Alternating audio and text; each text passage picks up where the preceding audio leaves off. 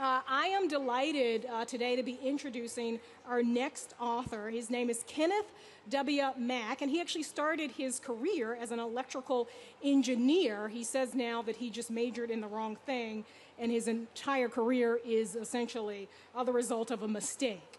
And so history and law came calling for him, and he ended up going to Harvard Law School. He was a clerk for the Honorable Robert L. Carter in the United States District Court for the Southern District of New York, and practiced law here in D.C. as well. And he's now a law professor at Harvard University. He focuses there on our nation's complicated history, legal history, and racial history. He's co-edited a collection of essays called The New Black, What Has Changed and What Has Not with Race in America. And today he's here to talk about his book, Representing the Race, the Creation of the Civil Rights Lawyer. Now, if you're anything like me, when you think about a civil rights lawyer, you probably think about Thurgood Marshall. His book actually focuses on the pre-Brown versus Board of Education period and those lawyers. In this book, which historian David J. Garrow has called a richly compelling and impressively astute volume, he profiles these lawyers and renders a portrait of these lawyers that really labored under a very particular and specific burden. He argues that these lawyers, and these are people like John Mercer Langston, who was the first dean of Howard Law School, and Raymond Pace Alexander of Philadelphia, that they essentially had a very specific and difficult expectation, and that is that they both represent the African American race, but also appear to be nothing like it. Max describes this band of lawyers as a fraternity that crossed the color line, their very lives and manner in bearing an argument for equal treatment for African Americans. The Washington Post has named this book one of the top 50 nonfiction books of 2012, and it was a finalist for the Julia Howe Ward Book Prize. Please join me, put your hands together, and welcome Kenneth Mack.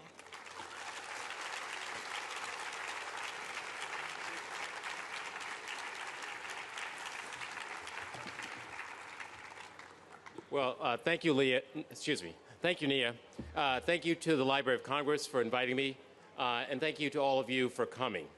What I'd like to do today is talk a little bit about the book, a little bit about how I came to write it, and I'll read just a little bit also, and then we'll take questions.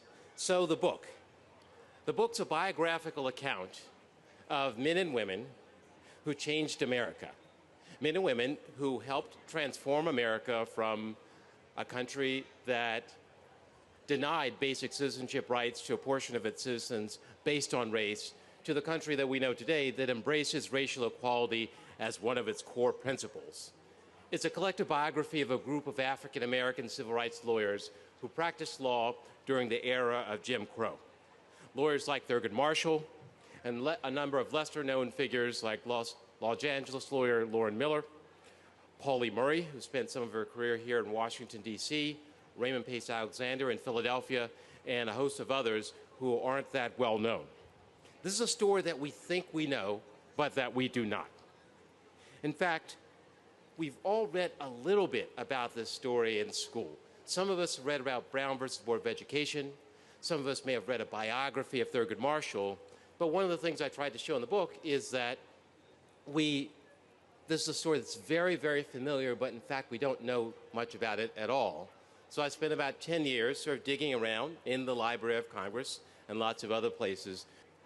I tried to change the way that Americans think about famous figures like Thurgood Marshall and introduce a host of previously unknown characters to the civil rights narrative.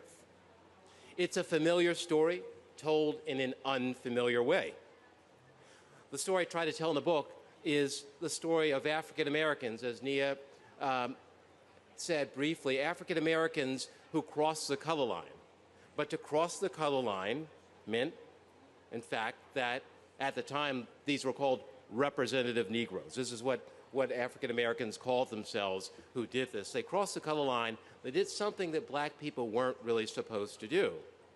African American lawyers came to court in an era where there are no black judges, there are no black jurors, and your job is to convince a group of white Americans in the era of Jim Crow to decide in favor of your clients when the entire courtroom is a deeply prejudiced institution. So these were Americans who crossed the color line, who had to speak to white people in a language that they could understand. But at the same time, people thought that they were supposed to be representative Negroes, which meant that they were supposed to be like the rest of African Americans. So the book is about this demand that's continually made of black people who break through a barrier that hasn't been broken through before, that they be like the larger society, that they be unlike the rest of the race, but in fact that they represent the rest of the race at the same time. And in the book, I talk a lot about how these lawyers struggled with this as an issue through their whole career. In fact, it's a book that's very much written in the present. I'm a firm believer that we all write history in the present. We ask the questions that we want to hear, we want to answer. And what is our present racial politics? Well, we have a confused racial politics. Racial identity itself seems more and more complicated each year. We have a biracial president born in Hawaii who is also heir to all of the African American tradition. And in fact, what I really want to do in the book is to show that even in the era of Jim Crow, in an era in which race was supposed to be fixed, we knew who was black and who was white. We knew which boxes they all went to. We knew which schools they were supposed to go to. Even in that era, race was fluid, and lots of people stepped across the color line, confounded the expectations of blacks and whites. And among the people who did this were African American civil rights lawyers. So let me do one more thing. Let me tell you a little bit about how I came to write it, because this is a festival that's all about writing. It's about books. It's about people who love books. And I love books. And I loved writing this book. So let me tell you a little bit about how I came to write it. And I'm going to read just a little bit, and then we'll take questions. Well, as some of you know, I'm a lawyer. I'm a law professor at Harvard. I went to law school. I graduated about 20 years ago.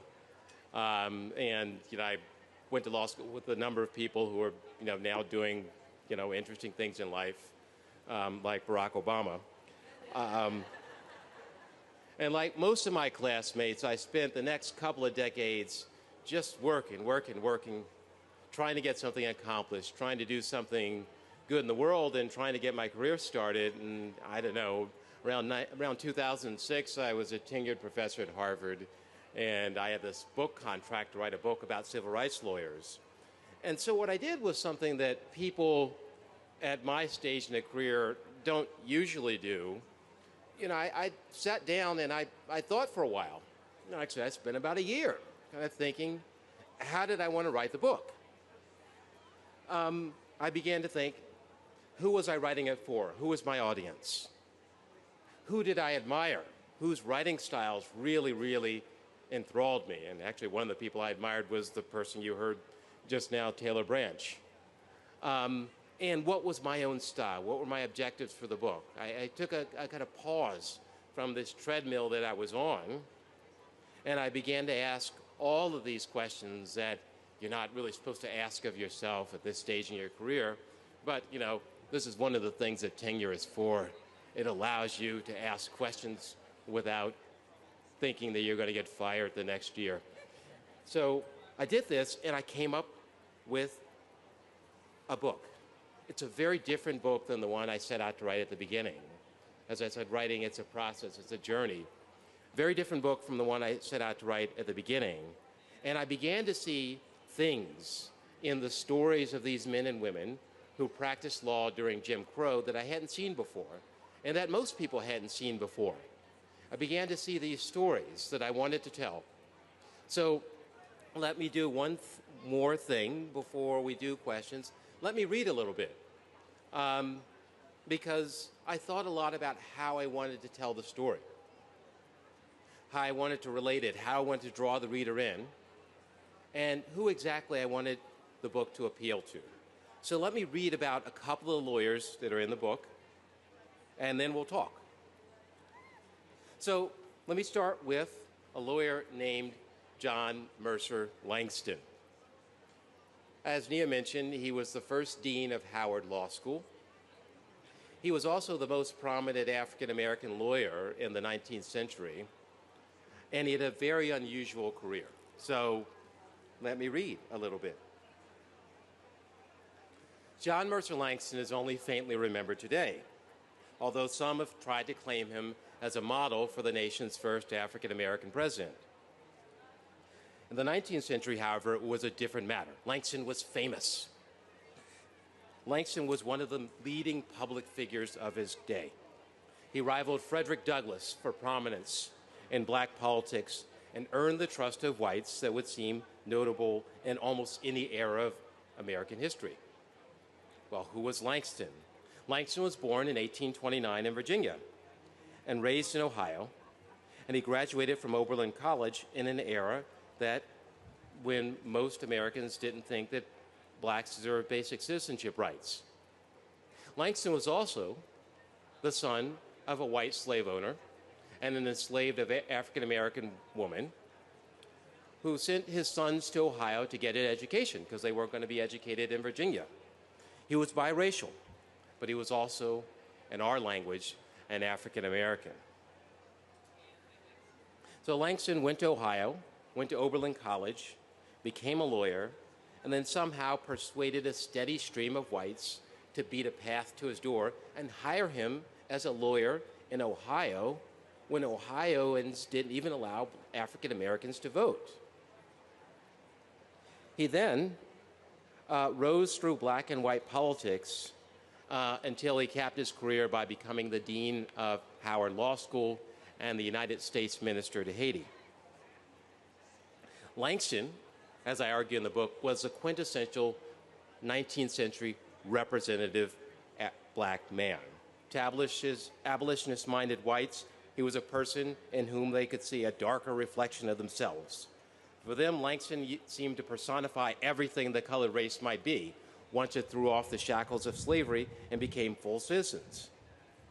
Langston's improbable journey, right, this journey that would see him get white clients, become the dean of Howard Law School and the U.S. Minister to Haiti. His improbable journey began with his decision to become a lawyer. That was key for Langston. It gave him the confidence to speak in public life,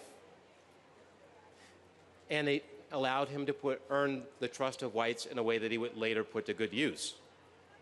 But to become a lawyer, the person who believed that he could represent black people had to first prove that he was a white man, because African Americans weren't allowed to become lawyers in Ohio. John Mercer Langston, who was lighter than I was, but certainly not someone who looked white, was admitted to the bar as a white man. He went before a panel of judges, because this is how you got admitted to the bar back then. You go before the judges, they examine you, assess your fitness to become a lawyer, your learning in law. And he was very fit, he had learned a lot, but there was one problem: he was black. Well, the lawyer who proposed him for bar admission got up and he proposed a solution. And the chief judge asked, "Where is Mr. Langston?" And Langston stood up in the courtroom. He looked at him, looked at what he looked like, and promptly swore him in as a white lawyer. And this was a sign of how Langston would rise in the world. He rose in the world by convincing whites that he was one of them. But at the same time, he was the most prominent black lawyer in America. He earned the trust of whites, and he represented blacks. This is the kind of story that I wanted to tell in the book. In fact, I tell a similar story about Thurgood Marshall.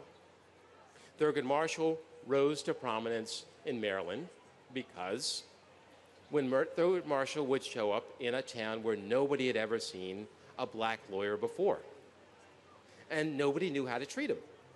Well, the solution was to try to treat him like a white man. Well, not completely like a white man, you all know. It wasn't like that. But the solution was to think about Marshall the way Marshall could convince white lawyers and judges to do what he wanted. was to convince them that he was a representative Negro, as it was called, that he was like them. But at the same time, Thurgood Marshall was supposed to represent black people. And the key to Marshall's career, the key that would see him rise to the Supreme Court, first as a litigant arguing Brown versus Board of Education, and later as a Supreme Court justice, was that whites could see him as somebody like them. But at the same time, they could see him as African American. Well, the book is about stories of men and women who all have unusual, unexpected, and surprising stories. People like Loren Miller, a lawyer who practiced in Los Angeles. He was one of the leading lawyers who brought the racially restrictive covenant cases that challenged the restrictions that kept houses from being sold to black people. But Loren Miller, he was a black lawyer, but he was also biracial. He was born, his mother was white, his father was black. He grew up near an Indian reservation in Kansas, and he found himself in Los Angeles, where he was in this neighborhood that was sort of half African American and half Japanese. And Loren Miller was trying to sort this out. What did it mean to be African American in that kind of a sort of melting pot, this stew of race and ethnicity? Well, Loren Miller became best friends, actually very good friends, with Langston Hughes, and the two of them traveled to the Soviet Union in 1932, and he learned about race in the Soviet Union. And he came back to the United States thinking that he was a Marxist, and thinking that he was opposed to people like Thurgood Marshall and Charles Houston. And he spent 5 years, he was a lawyer, but he spent 5 years writing about how lawyers like Thurgood Marshall were selling out African Americans, accusing them of being not representative. But one of the things I tried to do in the book is life is complicated, and Miller's life got more complicated. He was 33 years old by this time. He was married, and he had a law degree, and he wasn't making any money. And, you know, his wife and other people said, well, you ought to practice law. And Miller was this person who always thought that practicing law was exactly the wrong thing to do, because Miller was a Marxist. He thought, you know, law was just this superstructure, and the real struggle was, you know, the workers. And so he goes out and practices law, and by golly, he likes it. You know, and he's helping people. And there are all these black people who are about to be thrown out of their homes in Los Angeles, and Miller is the only person who can save them from being evicted. And within 6 months of practicing law, he changes his mind. And he writes a letter to Charles Houston, Thurgood Marshall's mentor, disavowing everything he'd been saying for the last 5 years. And lo and behold, 10 years later, he and Marshall and Houston are arguing alongside one another in the Supreme Court in the racially restrictive covenant cases. So these are the kinds of stories I try to tell in the book, the stories of the deeply complicated lives of African American lawyers. Stories that don't quite fit in our accepted civil rights narrative, stories that seem unusual, stories that are engaging, stories that seem like stories that would interest us today. Because as I said, I write history in the present. I think about questions that we would want to have answers to. So let me read just a little bit more. And I'll read about a lawyer named Pauli Murray. Who is Pauli Murray? Pauli Murray was the one person who, more than anyone, I would say, is responsible for sex discrimination being against the law. Because Pauli Murray was a lawyer, she was a 1944 graduate of Howard Law School, and around the time she graduated from law school, she came up with this idea she called Jane Crow. Well, Jane Crow sounds very familiar. It's like Jim Crow. That was her idea, that there was something out there called Jim Crow, which is race segregation, which lots of people were trying to show was contrary to law. Well, there was something also out there, she said, called Jane Crow, sex segregation, and she argued it was more or less the same thing. Now, this was a radical thing to say in 1944. So let me just read a little bit about how Pauli Murray came to have this radical idea that affects all of us today. In the fall of 1941, Pauli Murray arrived in Washington, D.C. for a first-year study at Howard Law School, wanting nothing more than to represent her race in its struggles with segregation. Murray described her civil rights advocacy as motivated by what she called, quote, an almost pathetic loyalty to my racial group, and she was eager to demonstrate it. The incident that set her on the path to law was a simple trip south the previous year to see her relatives, which led to her arrest aboard a segregated bus in Virginia. Now, after her arrest, the NAACP lawyers came to defend her, and she loved what she saw. She loved seeing lawyers like Thurgood Marshall in court, and she decided that she wanted to be one of them. The following year, she began her studies at Howard Law School and earned top honors there. She was the #1 student in the 1944 graduating class of Howard Law School, which seemed to place her in a line to join the civil rights lawyers at the NAACP, because there was a tradition at Howard that the #1 graduate would go in one way or another work for the NAACP. But Murray was, at best, a representative woman, not a representative man. And the civil rights courtroom was off limits to women. There were no women civil rights lawyers. In fact, Murray was a poor choice even as a representative woman of her race. She arrived at Howard in the middle of a personal crisis. Behind the confident facade of the civil rights crusader was a person in the middle of a crisis of identity. In a world in which people had to identify as black or white, Murray thought that she was a little bit different. She came from this family where she said it was a United Nations in miniature. Yeah, every color was represented. She had a lot of family members who could pass for white. She happened to be one of the darker members of her family, and she kind of struggled with where she fit all of her life. She was born in Durham, North Carolina. She struggled with all of these racial lines. But more importantly, in a world in which people had to identify as men or women, Pauli Murray felt as though she was something else. She felt as though she were a man trapped in a woman's body.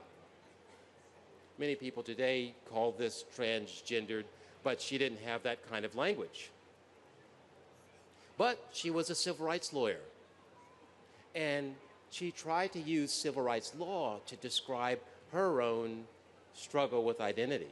She was a woman who wanted to do the things that men did, including become a civil rights lawyer. She never went to work for the NAACP. She was very disappointed in that. But what she came up with was the idea that the barriers that kept her out of the civil rights courtroom were just like the barriers that kept African Americans out of places that were reserved for whites. At first, almost no one believed her. In 1944, even her professors at Howard didn't really believe her. Sex discrimination, it wasn't a word then, right? Jane Crow, people couldn't figure it out. But she kept pushing and pushing and pushing, and 20 years later, people began to believe her, including a lawyer named Ruth Bader Ginsburg, who cited Pauli Murray as one of the principal influences on her when she finally convinced the U.S. Supreme Court to recognize sex discrimination as a constitutional claim. In 1944, almost no one believed Pauli Murray when she said Jane Crow was like Jim Crow. But as the years passed, more and more people did. Okay, so these are the kinds of stories I tell in the book. Stories of the complicated lives of African American lawyers under Jim Crow. Stories of men and women who changed the world around them. Stories of men and women who struggled with their own particular crises, problems of identity. Stories of men and women who struggled with the question of what it meant to represent a race. And I try to tell them as stories as wonderful human stories that I spent a lot of time thinking about, and I hope that you'll read about them. Thanks.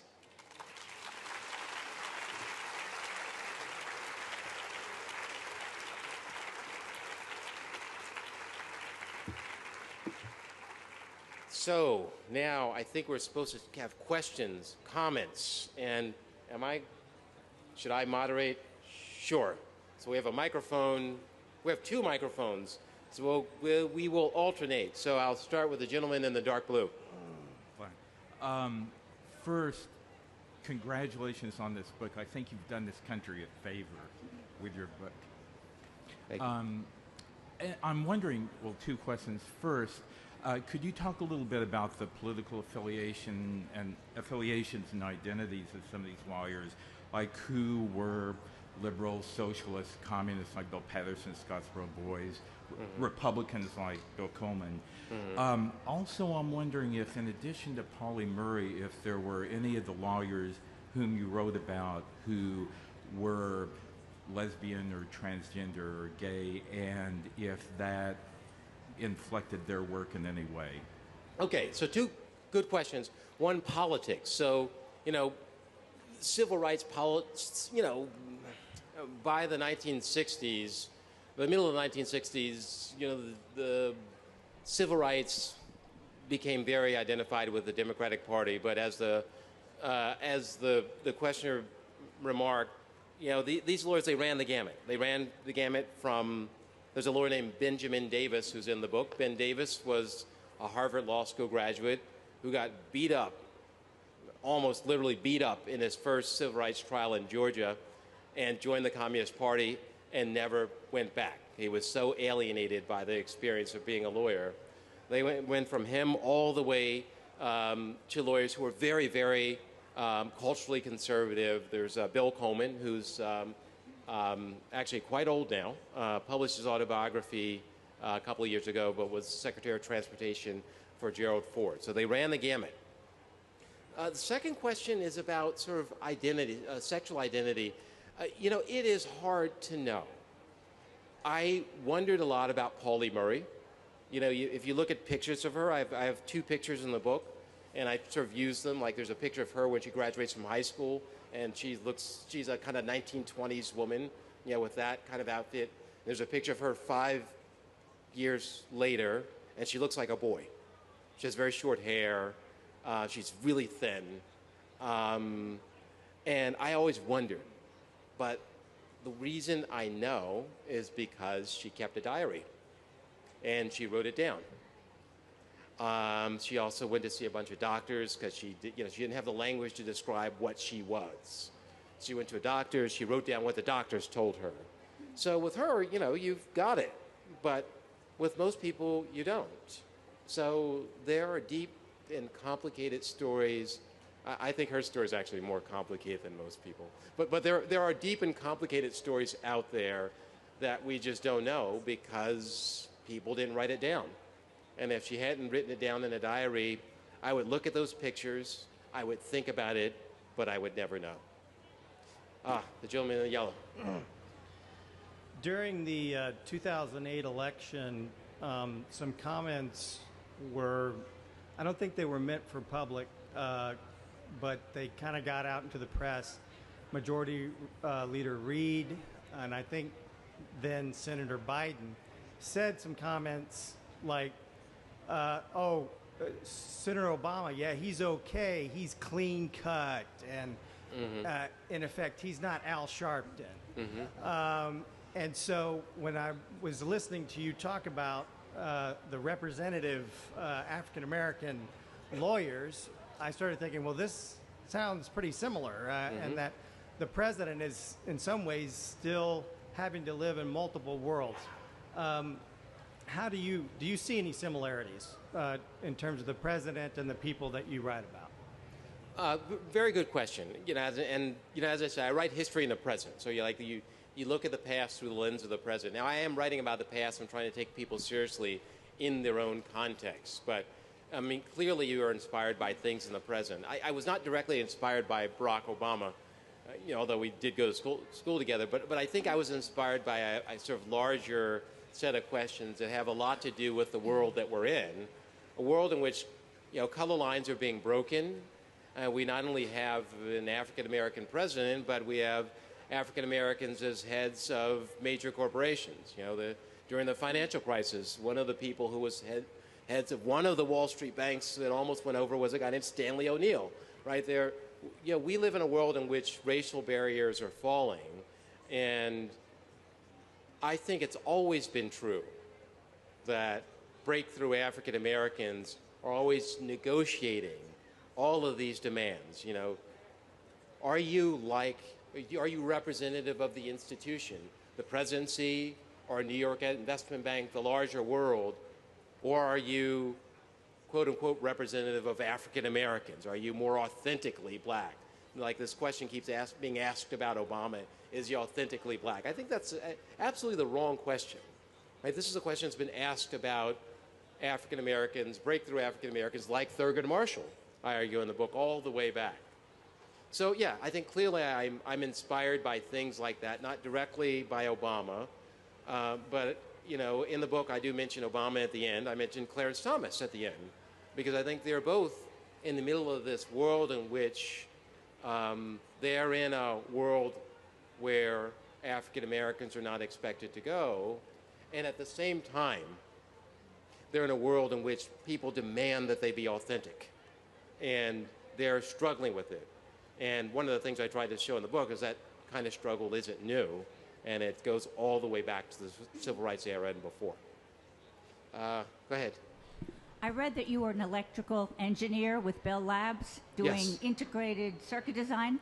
Yes. What made you change your career so dramatically?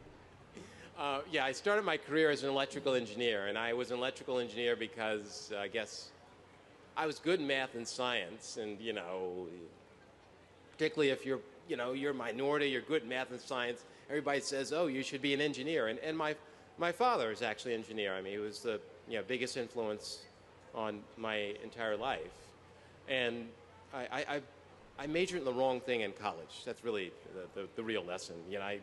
I majored in engineer. I worked as an engineer, and it just wasn't for me. I didn't love it. In my job, what I do today, I get up every day, and I love what I do. I wish everybody could feel that way about work, but I didn't love it, and I went to law school just because I wanted to do something different. So, as Nia said, I think, I like the way that things have turned out. I like my career, and it's all the product of a mistake. And that's how life is sometimes. Yes, a couple of weeks ago we were here celebrating the March on Washington. And we were reminded that there would not have been a President Obama without a Dr. King. And I'm convinced there would not have been a Dr. King without a Mahatma Gandhi. And I'm wondering if the people you studied, how self-conscious they were of being part of a long-term movement and development of nonviolent civil resistance as an instrument for social change. Yeah, this is very interesting. The question about nonviolence and Mahatma Gandhi. Gandhian ideas were circulating in the United States by the late 1930s, and some of the lawyers in the book were deeply influenced by them, in particular Pauli Murray. When Pauli Murray, she became a lawyer after she got arrested on this bus in Virginia in 1940. And she was arrested on the bus because she thought she was practicing Gandhian civil disobedience. She was in this circle of people in New York who were reading about Gandhi and thinking about how to put that into practice in the United States. And so she went down to Virginia, and she thought, she'd do this on the bus. And not only did she do it on the bus, when she came to court and testify, she thought that she was practicing Gandhian nonviolence. And she became really, really enthralled with the courtroom. And yes, so she was very, very influenced by it. Some other people weren't. But even lawyers who aren't so much in the book, Harris Wofford, who was staffer in the Kennedy administration, briefly a senator from Pennsylvania, was also somebody. He went to Howard Law School. He's a white man, went to Howard Law School. Howard actually has had white students all the way back. And he was very influenced by Gandhian nonviolence. And I think after he gets out of law school, writes a memo to Thurgood Marshall saying, you know, you guys need to be doing Gandhian nonviolence. But Marshall wasn't that sympathetic. So, yeah, lots of people in the book were influenced by, some people in the book were influenced by Gandhian ideas and some people were not. Hello. Who's next? I'm sorry. Okay, sorry. great. Hello. I was wondering, what are the current civil rights issues facing African Americans today? I think civil rights, okay, I actually have a new book about this. It's called The New Black, What is Changing and What is Not with Race in America. But in the book, I and a bunch of other people argue that, you know, the civil rights issues of today are not the civil rights ideas of a generation, the civil rights issues are not the civil rights issues of a generation ago. In some ways they are, in some ways they're not. I would think the biggest civil rights issue right now is the fact that an entire generation of African American men are essentially being sent to prison and no one seems to care. You know.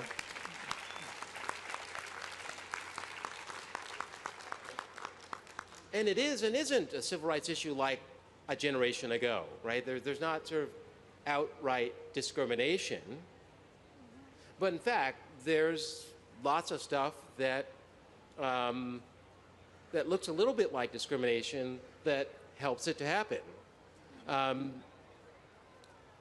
And we have basically very little public policy that's trying to address this.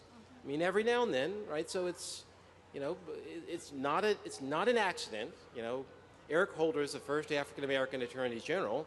It's not an accident that Holder has been, you know, he announced a policy not long ago, you know, essentially that the Department of Justice is going to not try to put as many people in jail, even when the law seems to require that they send someone to jail, right? So there are people who worry about it. There are people who are trying to get some traction with it.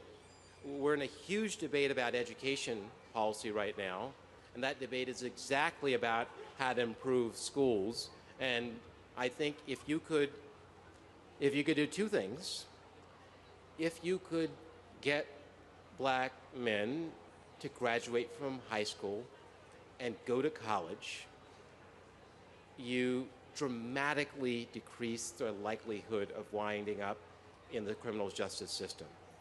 So if you do two things, improve the quality of education and prevent so many people from being sent to jail, you get something, you get an incredible, okay, and I'll say one last thing. In my other book, there's one statistic in the book between about 1975 and say 1995. In 1995, if you're a black man with some degree of college education, you are less likely to go to prison than you were in 1975. In 1995, if you're a black man without a high school diploma, you're something like, I don't know, I'm going to get this wrong, but something like 4 times as likely to go to prison as you were in 1975. That's what we've done. That's what we did in 20 years. And the number one civil rights issue today is to undo that. Thank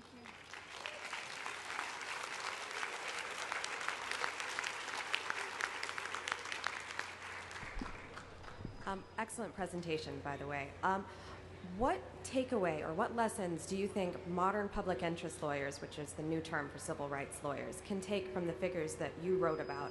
And also, do you think that the economic crisis, the lack of funding for public interest organizations, and the high student loan rates is lowering the amounts, the number of people that go into civil rights law as a practice?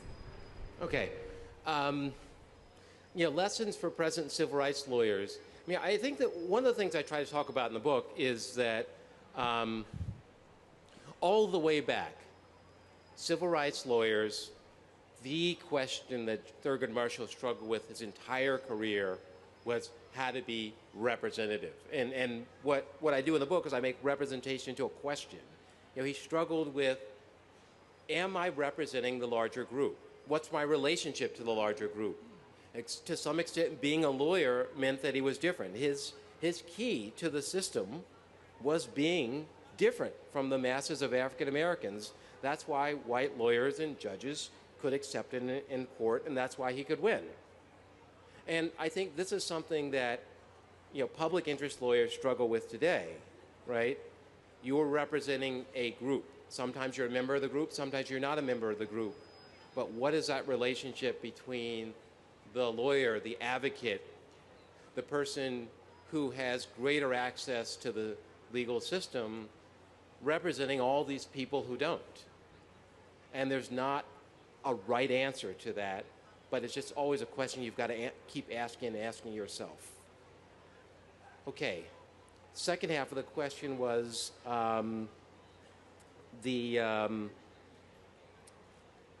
sorry, where are you?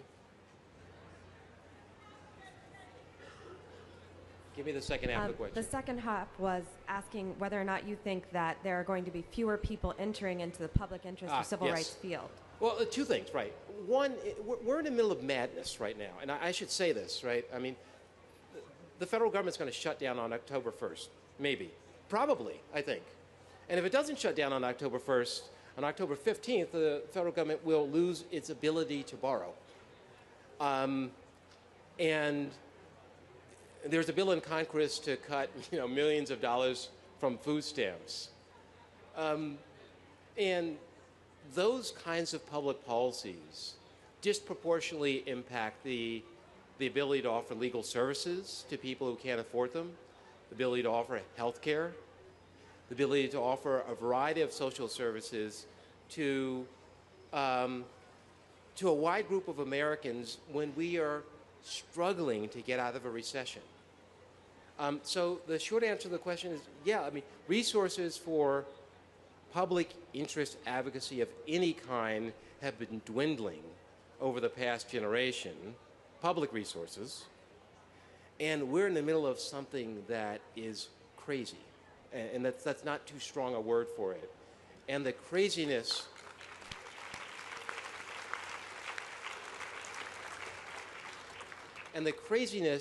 will disproportionately affect those who are in most need of those services. And it's not just racial minorities. Lots of people in America will be affected by the madness that we're in.